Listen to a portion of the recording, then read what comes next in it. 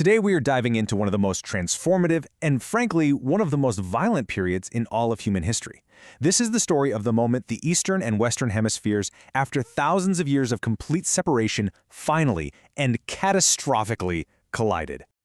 I mean, just try to wrap your head around that. For millennia, the entire story of humanity was running on two completely separate tracks. You had these two worlds, each filled with millions of people, incredible cultures, sprawling empires, and they were totally unaware that the other even existed. Then, after 1492, those two tracks didn't just meet, they smashed into each other, and absolutely nothing was ever the same again. So how does this all kick off? Well, it begins on the shores of the Americas, with European explorers showing up not just with ships and flags, but with a burning desire for one thing: wealth, specifically gold. But what happened next wasn't just exploration. It was straight-up conquest. And here's the part of the story that sounds almost unbelievable. How could these tiny bands of Spanish conquistadors topple two of the most powerful empires on the entire continent? Okay, so first up, in what's now Mexico, the Spanish run into the Aztecs. And we're not talking about a few scattered villages here. This was a massive, highly organized, and incredibly wealthy empire. They had huge cities with pyramids and canals that were, by all accounts, just as impressive as anything back in Europe. So how on earth did a few hundred Spaniards stand a chance? Well, it really boils down to three huge, game-changing factors. First, you've got the weapons. The Spanish had steel swords, armor, and firearms. The Aztecs had weapons made of wood and obsidian. It was a brutal technological mismatch. Second, the Spanish were clever. They realized a lot of local tribes were sick of being ruled by the Aztecs, so they formed alliances, turning the empire's enemies into their own soldiers. But the third weapon, the most devastating of all, was completely invisible: disease.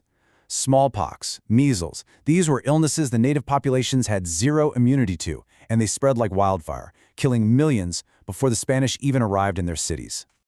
And if you want to get a sense of the sheer shock of that technological gap, just listen to this account from an indigenous writer. It's horrifying, but it really drives home the absolute terror of facing this kind of weaponry for the very first time. It was a kind of butchery that was just beyond comprehension. And believe it or not, a shockingly similar story was about to play out thousands of miles to the south. Down in the Andes Mountains, a conquistador named Francisco Pizarro came face to face with another powerhouse, the Inca Empire. These guys were master engineers, with incredible mountain cities and a vast wealth of gold and silver. Pizarro's plan was as simple as it was ruthless. He invited the Incan emperor to a meeting, and then, with just a couple hundred men, he ambushed the emperor's thousands of mostly unarmed followers. They kidnapped the emperor and held him for a truly insane ransom, a room filled with gold and two more with silver. The Inca delivered it, and once Pizarro had the treasure, he killed the emperor anyway. That single act of betrayal effectively cut the head off the empire, and everything descended into chaos. So the military victories were just phase one. The real long-term goal was to suck the wealth out of the continent. And to do that, the Europeans needed people, a lot of people, to work the gold mines, the silver mines, and the vast new farms. Their first attempt to solve this was a system called the encomienda. It basically gave Spanish landlords a green light to force local Native Americans into brutal labor. But the work was so harsh and the diseases were so deadly that the native workforce was dying off at an absolutely catastrophic rate. This created a massive economic problem for the colonizers. Their source of cheap, forced labor was literally disappearing. So, to keep the profits flowing from the mines and the new sugar plantations, they had to find a new source of workers. And that need, well, it kicked off one of the largest and most horrific forced migrations in the history of the world. 9.5 million. Just let that number sit there for a second. 9.5 million people. That's the number of enslaved Africans who were brought to the Americas against their will. And what's just gut-wrenching is that this is the number of people who survived the journey. It's estimated that about 20%, 1 out of every 5 people, died during the horrific Atlantic crossing known as the Middle Passage, chained and packed into the hulls of ships in the most inhumane conditions imaginable. Now, you know, there's a really common misconception here. When a lot of us think about slavery in the Americas, we immediately picture the cotton plantations in the American South. But look at the actual numbers. Only a small sliver, about 4%, of all enslaved Africans were brought to what would become the U.S. The vast majority, almost 80% combined, were shipped to the sugar plantations in Brazil and the Caribbean, where the working conditions were especially brutal. Okay, so this massive forced movement of people, this extraction of wealth, it wasn't happening in a bubble. It was creating entirely new global networks that were going to remake not just the world economy, but the actual biology of our planet. And the engine driving this whole new global machine was a system we now call the triangular trade. You can think of it as a giant, deeply exploitative economic loop that connected Europe, Africa, and the Americas. It basically worked like this. Leg 1, merchants would sail from Europe to Africa, trading things like guns and textiles for captured Africans. Leg 2, that was the horrific Middle Passage, where those enslaved people were shipped to the Americas to be sold into forced labor.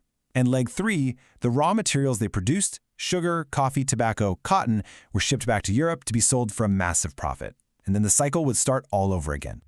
But it wasn't just money and goods and people crisscrossing the Atlantic. For the first time ever, there was this massive transfer of plants, animals, and, yes, germs, between the old world and the new. We call this the Columbian Exchange, and it would change what people ate, how they lived, and the very landscape of continents forever. I mean, the scale of this exchange is just staggering. The Americas gave the rest of the world things like corn, potatoes, and tomatoes. It's hard to even imagine Italian food without tomatoes, right? Well, that's the Columbian Exchange. These crops fueled a huge population boom back in Europe. In return, Europe, Africa, and Asia brought over things like horses and cattle, which totally transformed life in the Americas. They also brought wheat, rice, and sugarcane, and, of course, those diseases that had already done so much damage. And here's the final crucial piece of the puzzle. All of this, the conquest, the slavery, the global trade, this wasn't just some chapter in a history book. It was the birth of the economic systems that, in many ways, still run our world today. Back then, the main economic idea was called mercantilism. The easiest way to think about it is that every country believed the world's wealth was like a giant pizza with a fixed number of slices. The goal was to get as many slices as you could for your country and make sure your rivals got fewer. Colonies were absolutely key to this. They were a source of cheap raw materials, and they were also a place you could force to buy your finished goods. It was a closed loop designed to make the mother country rich. And all of this new wealth flooding into Europe from the American colonies helped kickstart a brand new economic system, capitalism. For really the first time, huge amounts of private money, not just the king's money, could be gathered together and invested in these risky but potentially hugely profitable overseas ventures. It created this powerful new engine of private investment and growth, and it was all fueled by the resources being extracted from the Americas. So in the end, this violent collision of two worlds created something entirely new, the first truly global economy. It was an interconnected world built on a foundation of unimaginable suffering and exploitation, but it also sparked exchanges that would permanently, and I mean permanently, reshape life on every single continent. Which really leaves us with one final big question to think about. When you look around our world today, from the food on our plates to the languages we speak to the economic systems we live under, how are we still living inside the echoes of that massive world-shattering collision that happened over 500 years ago?